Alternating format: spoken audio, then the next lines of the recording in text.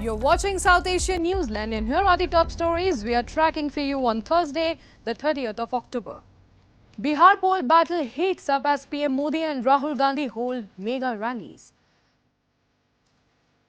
Pakistan vows to go deep into Afghanistan to hunt TTP after talks fail. And Chief Advisor Yunus warns of attempts to derail Bangladesh elections.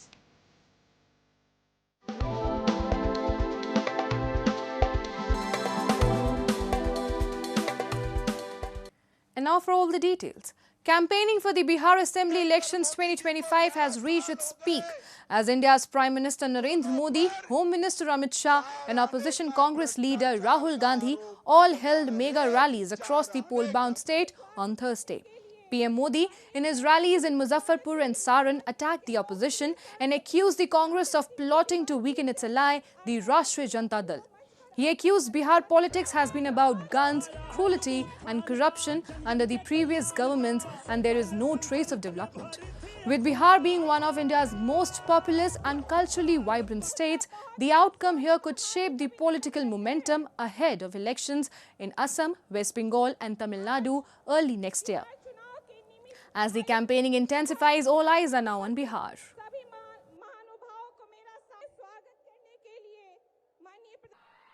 मैं पांच शब्दों में उनके कारनामों की कथा कहना चाहता हूं। ये पांच शब्द कौन से हैं? कट्टा है कि नहीं है? कट्टा, क्रूरता है कि नहीं है? कटुता है कि नहीं है? कुशासन है कि नहीं है? करप्शन, मैं दोबारा बोल देता हूं, कट्टा, क्रूरता, कटुता, कुशासन और करप्शन, ये जंगल राज की पहचान है कि नहीं है? आरजेडी की पहचान है कि नहीं है? उनके साथियों की पहचान बन गई है कि नहीं बन गई है? जहां कट्टा क्रूरता का राज हो, वहां कानून दम तोड़ता है। जहां कटुता बढ़ाने वाली आरजेडी कांग्रेस हो, वहां समाज में सद्भाव मुश्किल होता है। जहां आरजेडी कांग्रेस का कुशासन हो, वहां विकास का नामो निशान नहीं होता है। और जहां करप्शन हो, वहां सामाजिक न्याय नहीं मिलता, गरीब का हक लूट जाता है। Meanwhile, Congress leader Rahul Gandhi in his rally in Nalanda launched a sharp attack on the BJP-led NDA government. He accused PM Modi of betraying the youth of Bihar with false promises of jobs and development. He said the state deserves employment, education and dignity, not empty slogans. India has called out baseless and biased remarks in a recent report on the human rights situation in Myanmar at the 80th session of the United Nations General Assembly. Objecting to parts of the recent report on India, Indian Member of Parliament Dileep Saika said some observations, particularly linking the April 2025 Pahalgam terrorist incident to displaced persons from Myanmar, were baseless and biased. He urged the special rapporteur to refrain from relying on unverified media reports that appear intended to malign India's image. Saika also highlighted India's ongoing humanitarian assistance to Myanmar, referring people-centric initiatives such as Operation Brahma and Operation Sadbhav, which was launched to provide timely relief during natural disasters. The Indian parliamentary delegation led by Lok Sabha MP Dr. D. Purandeshwari participated in the opening of the session at the UN headquarters in New York. I strongly denounce the biased approach adopted by the SR of the innocent civilian victims of the April 2025 terrorist attack in Pahalgam through biased communal lens. The allegation that this terrorist attack impacted displaced persons from Myanmar has absolutely no factual bearing.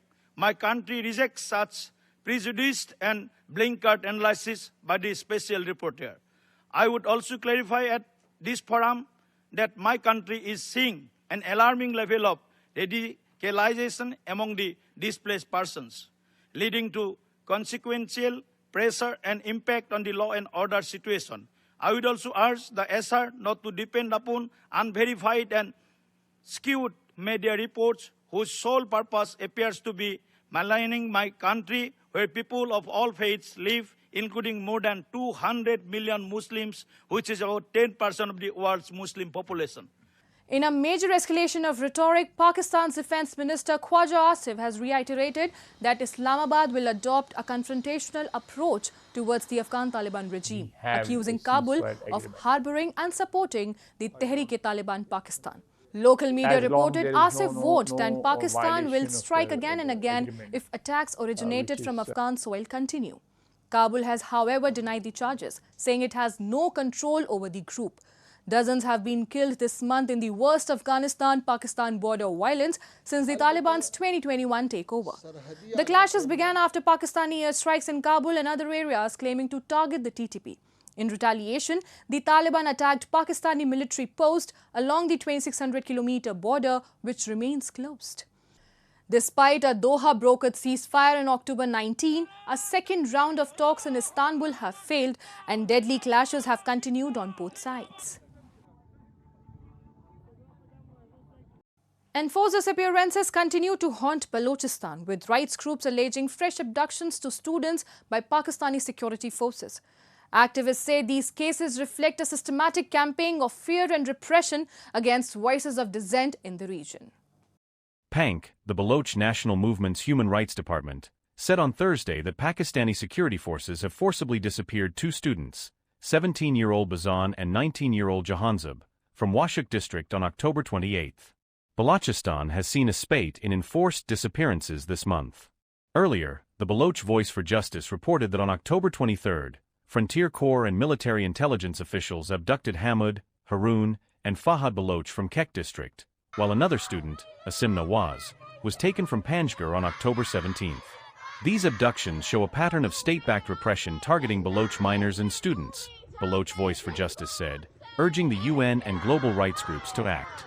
Baloch activists have long alleged that Pakistan repeatedly carries out so-called military operations and enforced disappearances to instill fear and exert control in the region.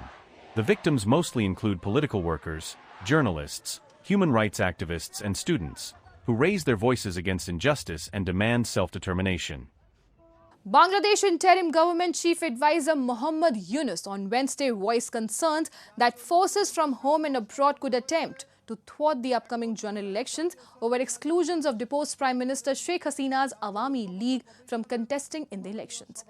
Press Secretary of the Chief Advisor Shafiqul Alam quoted him as saying at a high-level meeting on election preparations, many powerful forces, not minor ones, will attempt to thwart the election.